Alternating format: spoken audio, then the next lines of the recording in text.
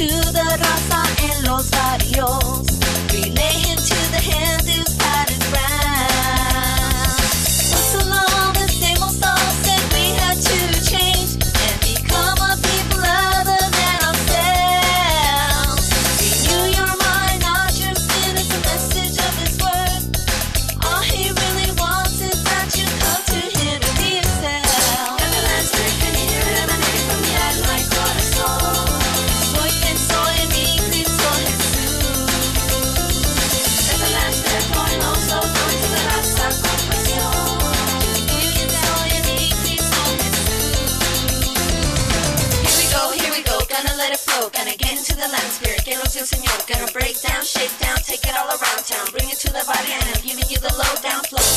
En el Espíritu de Dios, porque me dio palabra, porque me dio la voz to reach, to preach, to teach, beseech you. Si te pones escucha to my words, I'll show you what to do now.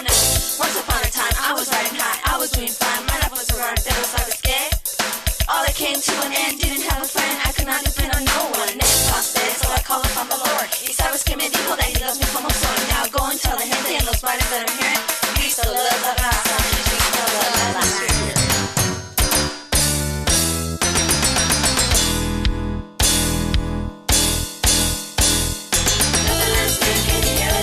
From mi alma y corazón, soy quien soy en mi Cristo Jesús.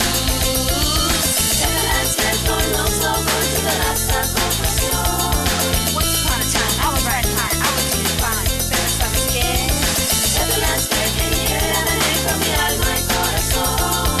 Be yourself en mi Cristo Jesús. Everlasting, flowing oh so down to the raza con pasión. Here we go, gonna let it flow, gonna get into the line spirit, que nos dio el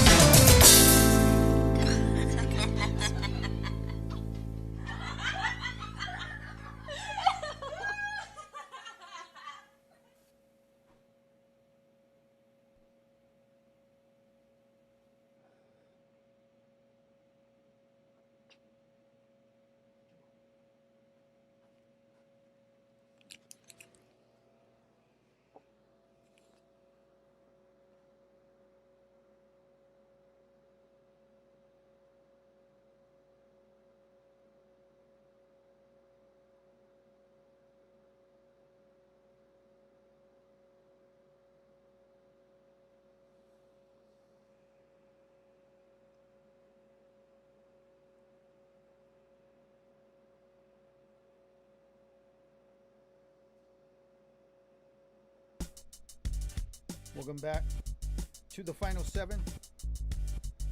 The Bible says, assuredly I say to you, this generation will not pass till all these things take place.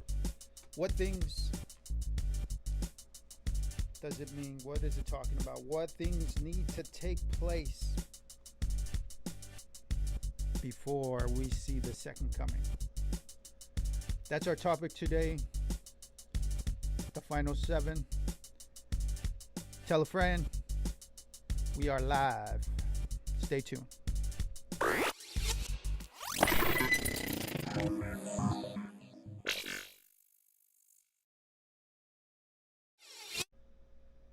All right, welcome back to the final 7. Today, what is the Bible talking about when it says these things shall not pass? What are the things that it is mentioning? How do we know the end is near? And we keep talking about this because Revelation is flowing. It is unfolding. And remember, this is not the book of Revelation. This is the revelation of Jesus Christ. That's what these pages in this book are explaining. God revealing the things to come to the Apostle John. Now remember, where was John? Where was John when these things were being revealed?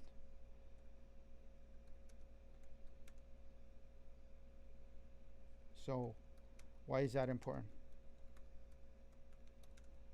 And I just thought of this right now, so let's look it up. John the Revelator, the revelation to John. Remember, it's not the revelation of John. It was the revelation to John, and it's not the book of Revelation.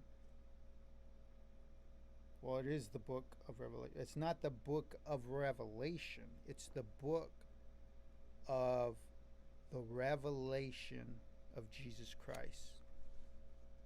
That's what the book is. It's not just a book of Revelation. Oh, there's some revelation in this book. Not Jesus. The revelation of Jesus Christ is what it's projecting here. So let's look a little bit at that. And why do I bring this up? Okay, lost my screen here. Where'd it go?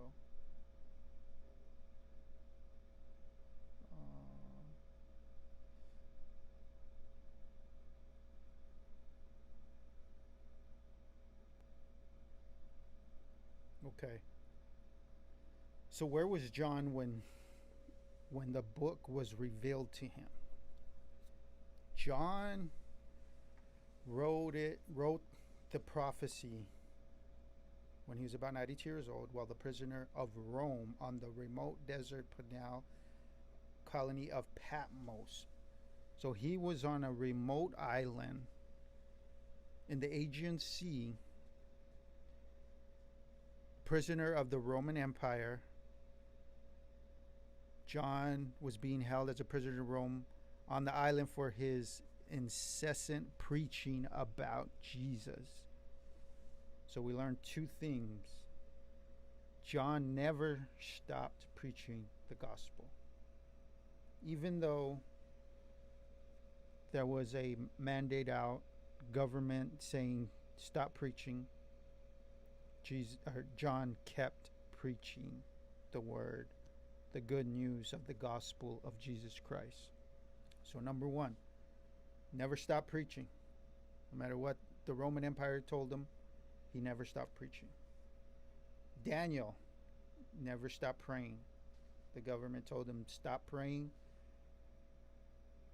And in fact, he did not only not stop praying, he opened his windows and prayed in front of everybody so they could see, hey, I'm worshiping my God. So we're, again, kind of correlating to what's going on today. People are not doing this and not doing that because, we got to, we just got to comply to the government. We can't make trouble for ourselves. We just got to comply, it'll be okay. God's in control. No, John never stopped preaching. Daniel never stopped preaching. Paul never stopped preaching. All the gospels, they never stopped preaching. They were in prison for it. Didn't matter what the government said, what the political leaders said. They did not stop preaching the gospel. A lesson in this time of quarantining and pandemic and all what's going on in the earth today. Never stop preaching the gospel. Okay. That's a whole series in itself. So let's keep going. So the book of Revelation being revealed to John. What happened to John? He never stopped preaching the gospel. He was in prison. He was exiled onto the island of Patmos by the Roman Empire to shut him up, shut him down, but he never stopped preaching. They wanted to quiet his voice. Okay, so now he was exiled. What does that mean? He was out there away from everyone, away from distraction, away from the noise, away from everything that was coming against him as he never stopped preaching the word. So The second thing is he was in a quiet place. Got rid of the distraction. He was in a quiet place. And while he was in his quiet place, the greatest revelation ever bestowed upon a person was given to John in a quiet place. So what are we learning? Don't ever stop preaching the word. Don't ever stop sharing the word. And number two, make sure you get in a quiet place and spend time with the Lord, because that is where true revelation will come.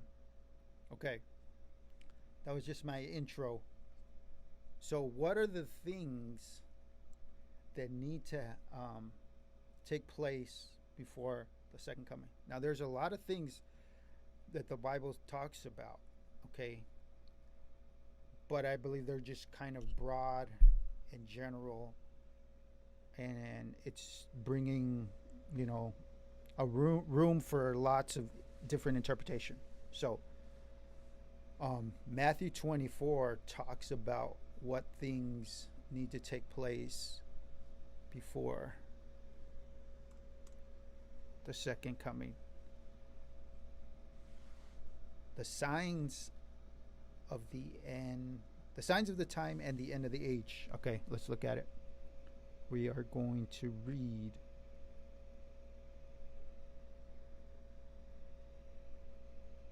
wait, that's not the one. What happened here? Primary.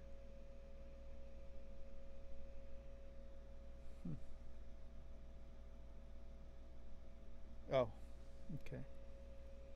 I got it. I know what I'm doing wrong. Okay, here we go.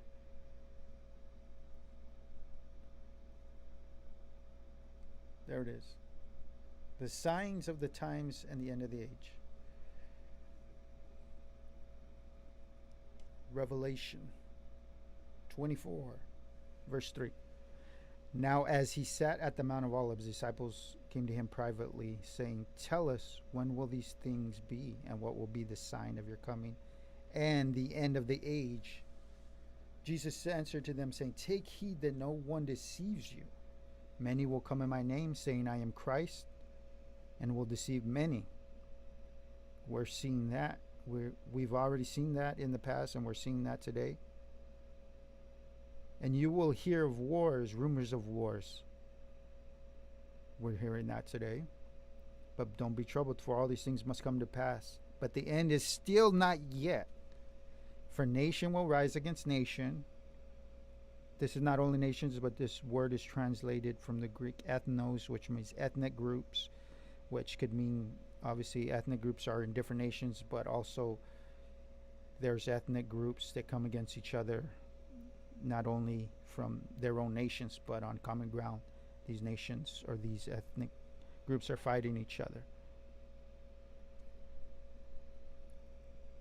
Nation will rise with kingdom and kingdom, and there will be famines, pestilences, which could also be translated pandemics, earthquakes in various places. All these are the beginning of sorrows. So this pandemic here is the beginning of sorrows, okay? Because we already had nations coming up against nations for a while. Famines, there was always famines in those third world countries, but I believe famines are coming at a greater capacity, a greater impact to the world. These food scarcities are being brought upon us intentionally, I believe. So famines, pestilences, earthquakes in various places, all these things that are happening now are the beginning of sorrows. These are the birth pains. Then they will deliver you up to tribulation and kill you, and will be hated by all nations. For what sake? Why? For my name's sake. For those who stand up for Jesus. And then many will be offended, will betray one another, and will hate one another. We see that going on all the time. And even so now, everybody's getting offended at every little thing. Things that weren't offensive 5 years ago are now, oh my gosh, you need to be put in jail. You need to lose your business because you offended me. Then many false prophets will rise up and deceive many. And because lawlessness will abound, the love of God will grow cold. But he who endures to the end shall be saved. And this gospel of the kingdom will be preached in all the world as witnesses to all nations, and then the end will come. Okay, so these things need to happen, and then the end will come. But again, we can see these things happening at a greater pace now, but we've seen these things happening in the past as well, just not at such a great capacity, but we still seen them taking place. And you're hearing people today saying, well, these things have always been happening, it's no big deal, but not at such a great pace, and not at the description and the just the obviousness of what's going on. It was never at this degree. Okay, so let's go to verse 15. Therefore, when you see the abomination of desolation spoken of by Daniel the prophet standing in the holy place. What's the abomination of desolation? Let no one deceive you by any means, for that day will not come unless the falling away comes first, which is when Jesus was crucified. He fell away. He was ripped out of the earth, or he was ripped away from us, and then came back. He was planted in the ground as a seed, and what happens when you plant seed in the kingdom? It grows up to be many. So God gave his son, planted him in the earth, and sprouted what? Now we're all sons and daughters of God, all those who believe. So he planted one son to have many. Okay. Who opposes unless falling away come first, and the man of sin is revealed, the son of perdition. Who's that? The Antichrist. Why do we say that? Verse 4. Who opposes and exalts himself above all that is called God, or that is worship, so that he sits as God in the temple, showing himself that he is God. So he's going to rise up in the temple, say, I am God, and he's going to show himself like he's God. He's going to portray himself as God. He's going to bring false signs and wonders, like we talked about, and deceive many. Even the elect will be deceived and claim to be God. And he's God, or he's the Antichrist, because God never said he was going to come and do that. God never said, I'm going to come to the earth and do many miracles, and then you'll know that I have returned for you. No, his return is going to be in the clouds on a great white horse, coming as a conqueror to redeem his children. That's God.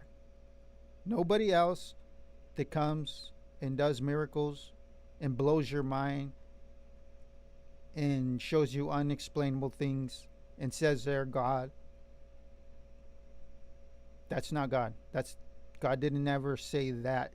That's the way he was going to reveal himself to you, or going to return for his children. That's not it's just made up. Oh, look at my miracles. Let me heal somebody. Let me raise somebody from the dead. Let me walk on water. Let me bring fire from the sky. Let me show you the aliens. Let me show you the depths of the sea. See, I am God. I'm bringing peace to Jerusalem. See, I am God. God never said he was going to do any of that. That's not how you know that God has returned. How you know God has returned is when these things takes place, and then you see him, and the sky is rolled back like a scroll, and Jesus comes to return. That's God, not signs and wonders and miracles and false signs and wonders and miracles that will lead you to a person that says he is God. Okay. So the Antichrist. Okay. That's the Antichrist. The abomination of desolation spoke of Daniel the prophet.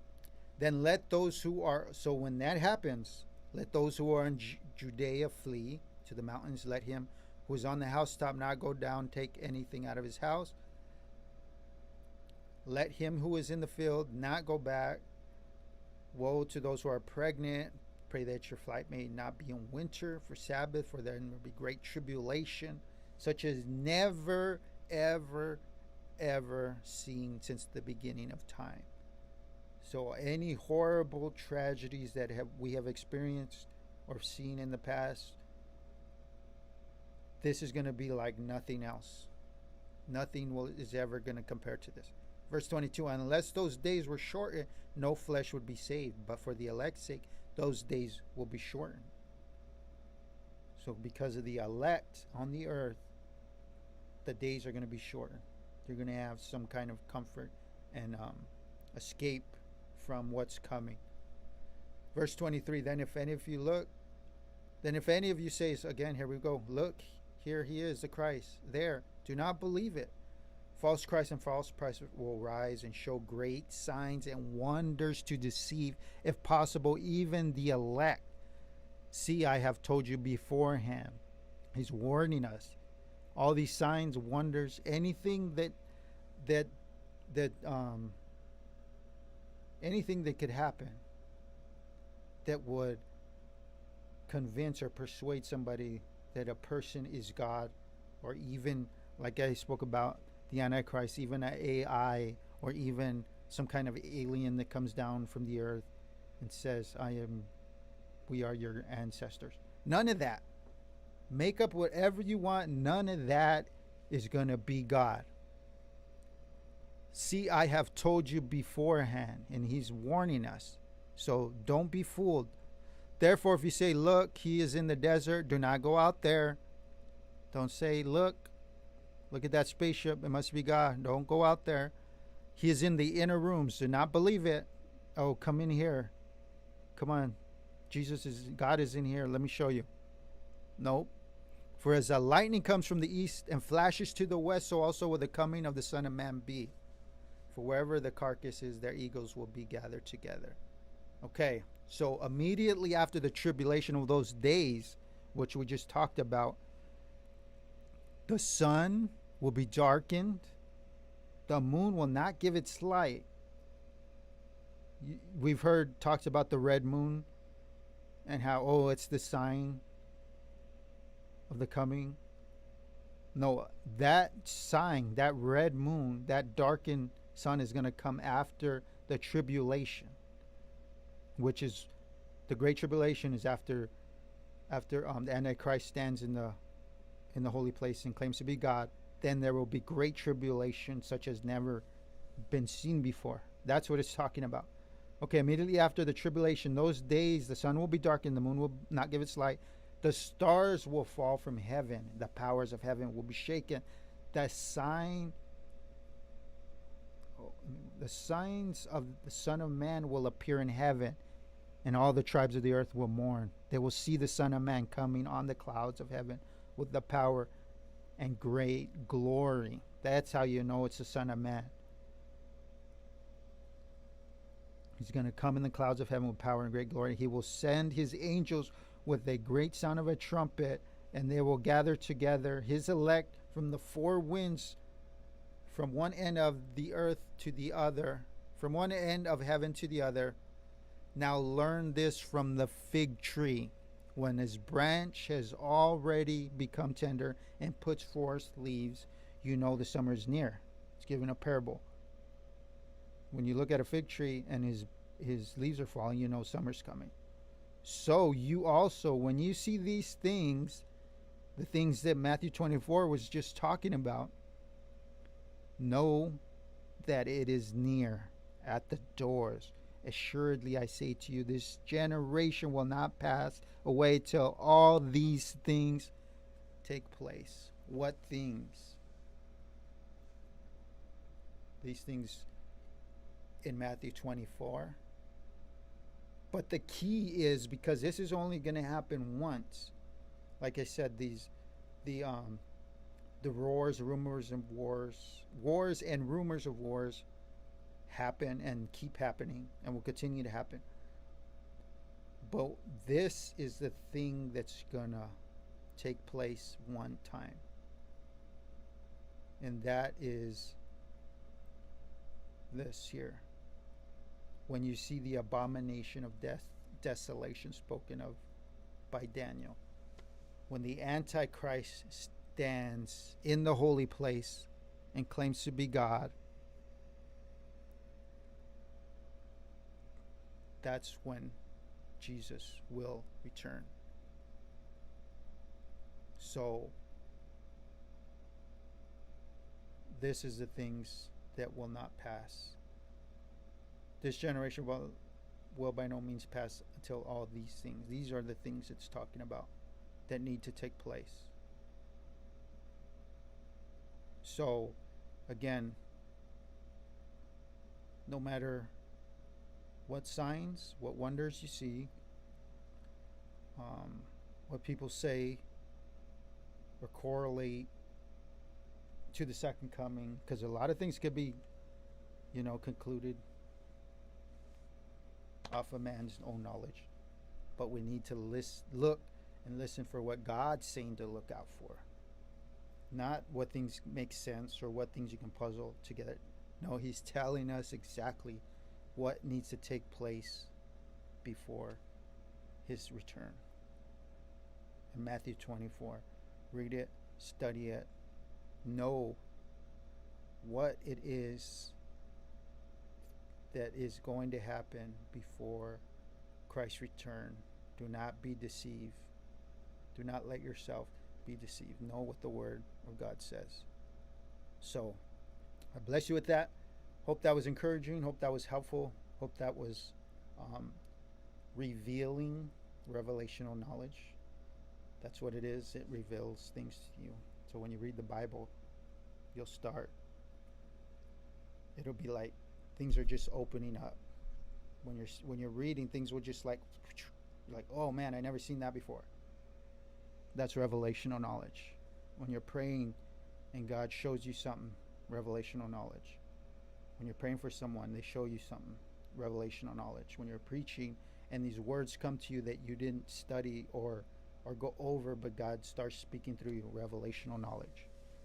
Put yourself in a position where God can reveal his knowledge to you.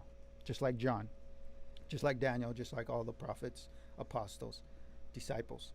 So, God bless you. This is the final 7. Remember, share, like these videos. They are getting suppressed, blocked. But share and like. Do your part in spreading the word by spreading these videos. All right? Check us out. Thefinal7.com, Breakthru.com. And as always, look up because your redemption draweth nigh. God bless you.